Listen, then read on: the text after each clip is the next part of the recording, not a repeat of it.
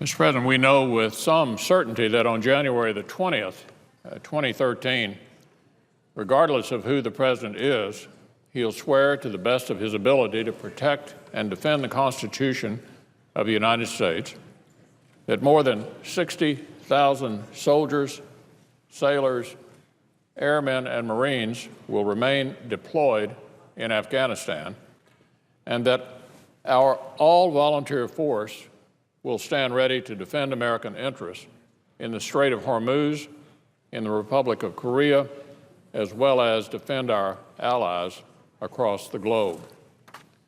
Our forces will remain committed on that day to denying the Taliban a return to Afghanistan, to denying al-Qaeda a safe haven, to training the Afghan National Security Forces, and to fulfilling the operational plans of our regional commanders. As important, the troops in the training pipeline and the schoolhouse, the F-35s in production, and the basic research and development programs in progress will provide the capabilities to meet future threats. What is not certain is whether or not the President who is sworn in on that day will have to attempt to manage the damage done on January 2nd, 2013 by across-the-board cuts to the Defense Department of roughly $50 billion. But he will if the President and the Democrats in Congress fail to act on the cuts to defense that the President has insisted on, but which his own Secretary of Defense has said would be devastating. Let me say that again. These are cuts the President is insisting on, but his own Secretary of Defense says would be devastating. And that's why I and my Republican colleagues call on the President to make his plans for these cuts clear right now.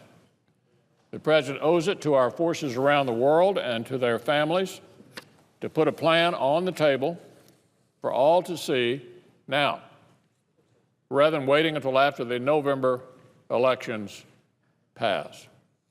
To keep these details secret and to leave the defense sequester in place as written would be irresponsible regardless of the outcome of the presidential election. Think about it. If Governor Romney is elected, he'll be responsible for managing $50 billion of programmatic cuts before he or a new Secretary of Defense has even had a chance to conduct a review of the Defense Department's plans, programs, and strategy.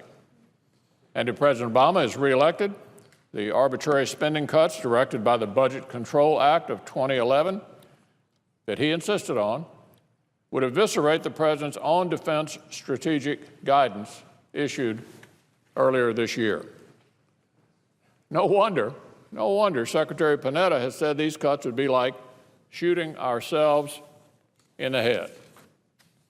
The weapon systems and capabilities required to provide a dominant presence in the Asia-Pacific theater, attack submarines, amphibious ships, Marines afloat and ashore, the next-generation bomber, completing acquisition of the F-35, and the Ford-class aircraft carriers will be required to deter and defeat aggression and to project power.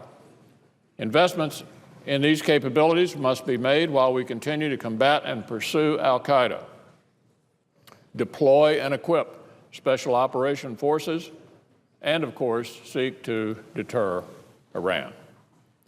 And that's why the President should prepare for the possibility of a possible transition of power now, and should do so with the same foresight and concern for our operations that previous administrations have demonstrated. The last two transfers of political power, that from President Clinton to President Bush, and that from President Bush to President Obama, are instructive in how past administrations have managed the transition of the Defense Department's leadership, both in peace and in war. Early in 2001, before the Senate majority changed control from that of Republicans to Democrats, before the attacks of September the 11th, and before an envelope containing anthrax was sent to the Hart Building, Secretary Rumsfeld assured his duties assumed his duties as the Secretary of Defense. He informed the Congress that he would conduct a strategic review of the department's plans and programs and submit an amended budget later in the year. That document was ultimately provided to the Congress in June of 2001. Secretary Rumsfeld had months, literally months, to develop an initial plan. And this, by the way, was prior to the War on Terror, or as we thought it then, during peacetime.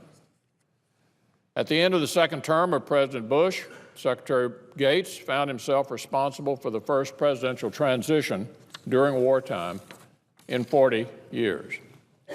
Secretary Gates established a transition staff and a briefing process to ensure all incoming Obama administration officials were well prepared during a time of war. He encouraged political appointees to remain in office and to help with the new administration, and ultimately he ended up staying on as secretary. Now just consider the plight of what a president-elect may face in January 2013. Iran has shown no willingness to end its uranium enrichment effort. A young, inexperienced, untested leader is in charge of North Korea. The Taliban patiently wait for the United States and NATO to withdraw from Afghanistan. And al-Qaeda, senior leadership, though weakened, and al-Qaeda and an affiliate remain determined to strike the homeland. Egypt and Libya struggle with forming new governments. The revolt in Syria threatens regional stability, and al-Qaeda affiliates stay active in Mali, North Africa, and Yemen. As the next president attempts to have his cabinet secretaries confirmed, he will be dealing with managing a disruption in procurement contracts and deliveries, actions that are likely to elevate the cost of weapon systems and lead to layoffs in our industrial base. Troops preparing for deployment will see training curtailed. Permanent change of station orders will likely be delayed, and training and maintenance readiness levels will decline. All of this will occur while a new administration is reviewing war plans in Afghanistan. Think of what this would say to a president-elect. As you are developing your new national security strategy, attempting to seat your cabinet, and assessing the war in Afghanistan, the sequester will slash every program under review. Welcome aboard, sir. You have your hands full. More important is what this will say to every soldier and Marine still fighting in Regional Command East. Despite the outcome of the election, you may still be fighting the Taliban, attempting to train and mentor an Afghan soldier, conducting a drawdown of forces and handing off operational responsibilities. At the same time, the funding of your operational training, weapons maintenance, and operations of your base child care center is being slashed. If you are wounded, the funding for the Defense Health Program and the care you receive will also be cut. And that's why allowing the sequester to go into effect as currently written and as demanded by the President would break faith with the forces that we have sent abroad. To confront a new president with this level of disruption as he transitions to wartime command would be deeply irresponsible. We must deal with defense sequestration prior to the election. The question should be equally concerning to President Obama. In January of this year, the Department of Defense released strategic guidance that entails a rebalancing of our forces with an emphasis on a growing presence in the Asia-Pacific theater. The wars in Iraq and Afghanistan and the counterinsurgency strategy used in both campaigns required an expansion of our Marine Corps and Army ground forces. President Obama has announced plans to reduce the Army by 72,000 soldiers between 2012 and 2017 and the Marine Corps by 20,000 between 2012 and 2017. Yet the force structure required to conduct counterinsurgency in Iraq and Afghanistan is far different from that required to convince friend and foe alike that our presence in Asia is significant and sustainable. We must invest in a new generation of warfighting capability. The President's budget insufficiently funds this new strategy, and that's actually before sequestration. This year's budget request delayed construction of a large deck amphibious ship, a new Virginia-class submarine, and announced the early retirement of other ships. These reductions are envisioned without those related to sequestration.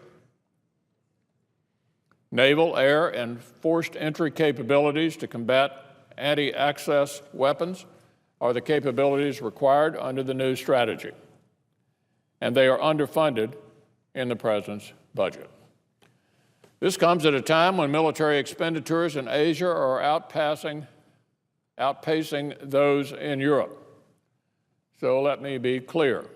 The failure of the administration to match the President's budget request to his new strategy is not an argument for growing the defense top line. It's emblematic of the difficulty our regional commanders will have in fulfilling current operational plans before you even get to the sequester. Although the administration has emphasized that rebalancing of our forces in Asia is not a strategy to confront the growth of China's military, if we fail to match our commitment to Asia with the requisite force structure, China's influence, military posture, and sphere of influence will actually expand. As the Pentagon's own annual report to Congress makes clear, China is committed to annual military spending increases of roughly 12%, and has undertaken a broad-based effort to expand the capabilities of the People's Liberation Army. Both Secretary Panetta and General Dempsey have made clear that the ability of our armed forces to execute the new strategy under sequestration would be at risk. As General Dempsey, the chairman of the Joint Chiefs, has stated, under sequestration, it's coming out of three places. This is General Dempsey. Coming out of equipment and modernization, that's one. It's coming out of maintenance, and it's coming out of training. And then he said, we've hollowed out the force. In his new strategic guidance, President Obama articulated a commitment to our enduring national security interests, the security of our nation, allies, and partners, the prosperity that flows from an open and free international system, and a sustainable international order. Needless to say, those interests will be extremely difficult to maintain with a hollow force.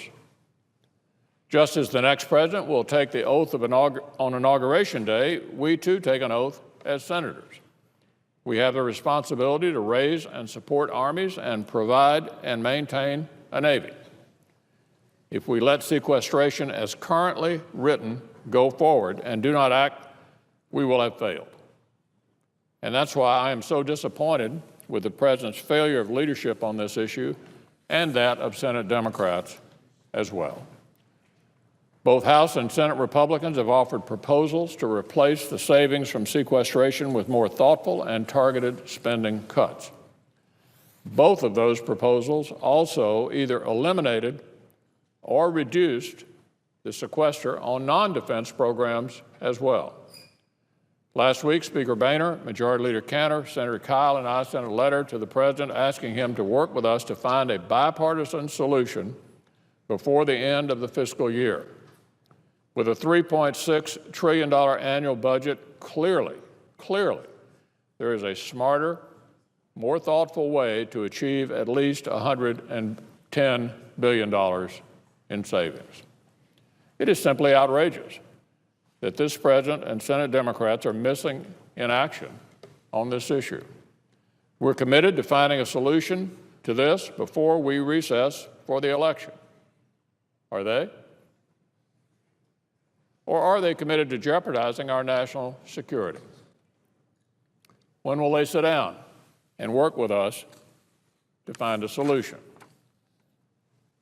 Now, the House overwhelmingly passed the Sequestration Transparency Act just today by a vote of 414 to 2. This bill is modeled after a Thune-Sessions bill. It asked the President's Office of Management and Budget to submit a report to Congress on the impact of sequestration on both defense and non-defense programs. Every single Democrat in the House Budget Committee supported it, every one. Will that bill die here in the Senate? Because Democrats not only do not want to address sequestration, they want to hide the ball on the impact of sequestration until after the November election. If they resist this effort to get more information on sequestration out in the open, it is clear they wish Congress to be both blind and mute when it comes to our national defense and the fate of those who volunteered to defend us. We need President Obama to tell this Congress his plan for avoiding this sequester, for preventing the gutting of his strategy, for responsibly transitioning to a new commander-in-chief, and for keeping faith with the warriors we have sent into combat. And in all of this, our overriding objective, in fact our duty, should be to work with the President to achieve the level of savings called for in the Budget Control Act without doing harm to our national security or to our military.